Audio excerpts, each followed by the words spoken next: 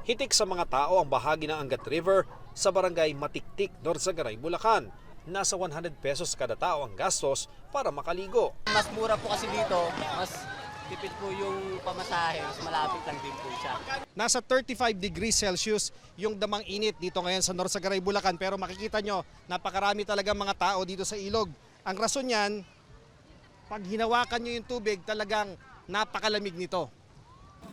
Tukod din ang traffic patungo rito. Alas 11 ng umaga, limitado na ang sasakyang pinapapasok. Latag-latag na lang po, ganyan. Sa isang hideaway campsite, lahat ng maliligo naka-life vest bago lumusong sa ilog. Nire-required na po namin lahat na lahat po ng cottage na po may ma-provide po silang life vest sa mga bisita po nila. Pag-iingat daw ito para walang mapahamak sakaling biglang tumaas ang tubig. May mga rock formation malapit sa campsite pero bawal mag-dive mula sa matataas na bato. Gilid na tayo at pataas na yung tubig. Bandang 1:00 ng hapon, bumalik sa Pampang ang mga naliligo dahil tumaas ang tubig. Pag nagpawala ng tubig, nangangailangan ang Bustos Dam sa irrigation system. Pangalawa po, merong pangangailangan ng kuryente, extra power.